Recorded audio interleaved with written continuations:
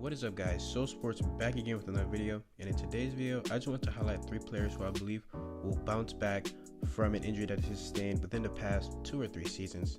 Now for these 3 players, I chose 3 players who I thought were highly criticized for their play last year, and a player who probably fell off the face of this earth kind of, and wasn't talked about as much as he was when he was playing at that high level. So without further ado, let's get into it.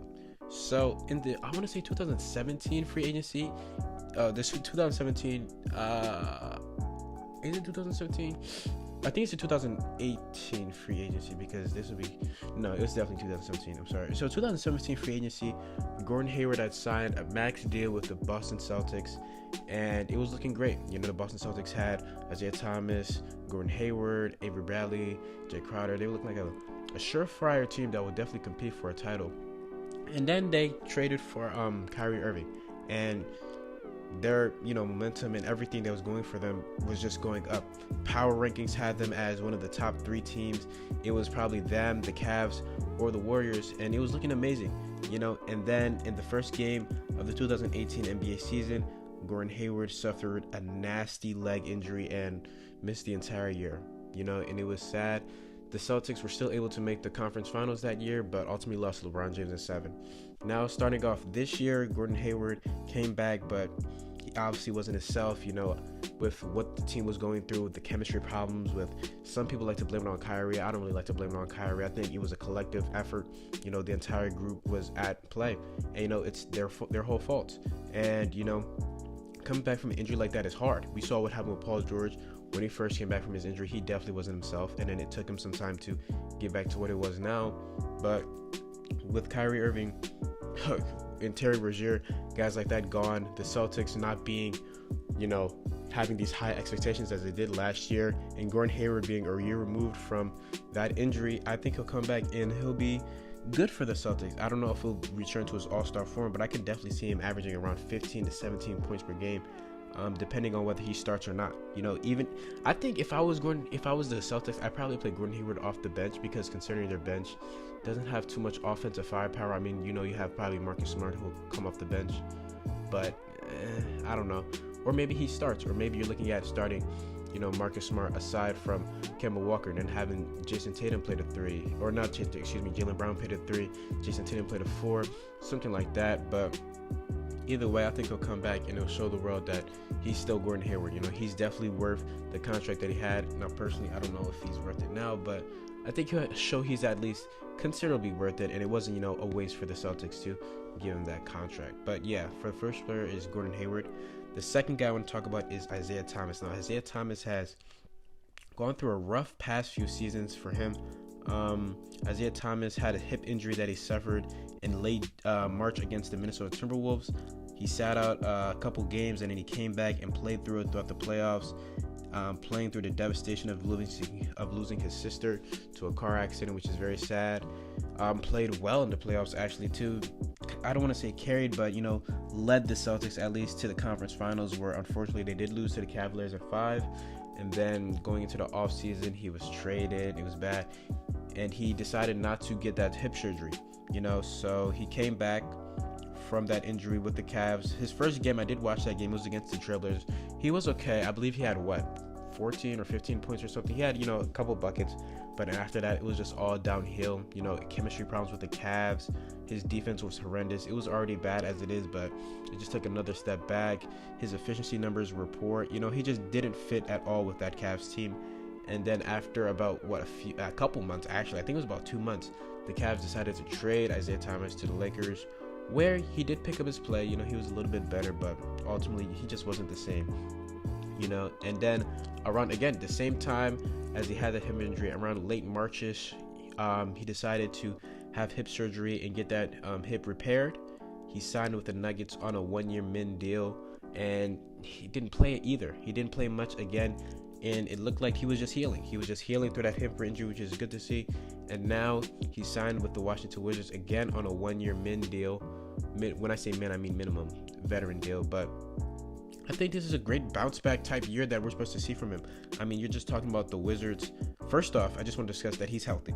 He's healthy now. He's about a year removed from his hip surgery. He has came out and said he's healthy. There's videos of him in the gym.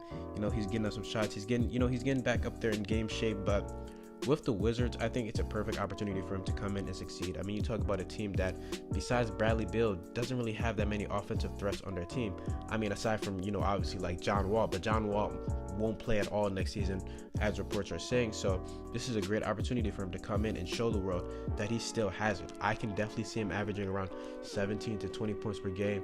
Maybe not getting back to that 29 that we saw in Boston, but definitely what he was before Boston on the Phoenix Suns and the Sacramento Kings as a 20-point per game guy, or coming off the bench as a spark plug.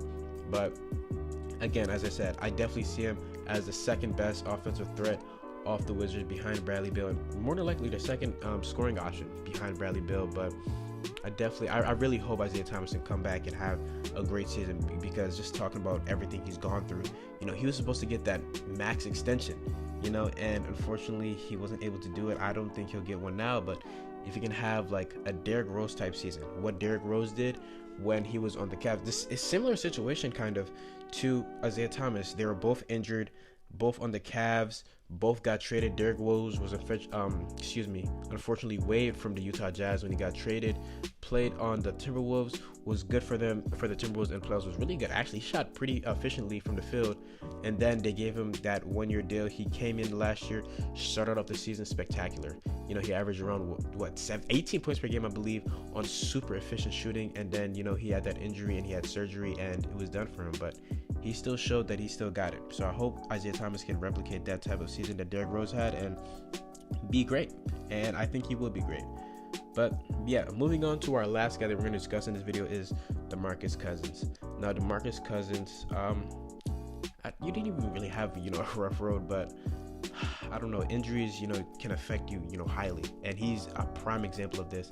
But DeMarcus Cousins was on the Sacramento Kings for I believe 9 seasons until he was traded on the night of the All-Star game to the New Orleans Pelicans. And when he was traded, he was going great for the Pelicans. He was averaging 25, 12, and 5, something like that, of that nature. Him and AD were referred to as the Twin Towers. They were looking great, and then he tore his Achilles, and it just went all downhill from that. I mean, the Pelicans were still able to make the playoffs, but they ultimately got swept, I believe, by the Warriors, or lost in 5. But yeah, the following offseason, well, not the following, but that next offseason, he came in, and there were reports that the Pelicans had offered him a 2-year, $40 million deal, and he had declined it. And he signed a 1-year qualifying offer with the Warriors in hopes of showing people that he still got it. But I kind of feel like he was kind of ring chasing in that situation. But he came in for the Warriors. He came back around December. He was looking good. He averaged around 16, 10, and 5. He was looking okay, and then in the first couple games of his playoff career, his first, I want to say it was his first playoff game ever, he torn his quad, and it wasn't looking good. He came back again in the finals, but it definitely looked like he was rushed back. He just wasn't the same. He was extremely slow. His defense was horrible. He wasn't the same player on offense either. It was just looking bad, and the Warriors ultimately ended up losing to the Raptors in 6. And now here he is signing a 1-year vet min for the Lakers, and I think he's gonna have a spectacular year. Again, like I said for the two guys, he's healthy. He's gonna have a healthy offseason. He's already looked like, based on pictures, that he slimmed down a lot. I'm hoping that he can, then go on to bulk up and be strong.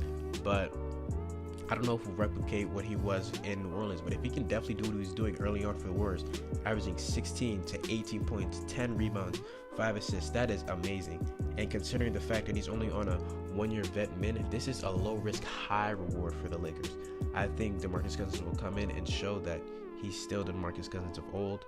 And he's going to be the third most important player and the third best player on this Lakers roster. In my opinion, I believe he is over Kyle Kuzma in that regards, but it's going to be interesting to see what he can do this year. He's probably going to start alongside AD because AD has said he doesn't like playing the 5. And with LeBron James at point guard, the pick and roll with him and LeBron is going to be fascinating. But that's going to do it for this video, guys. I hope you guys did enjoy. It's So Sports, and I'm out. Peace.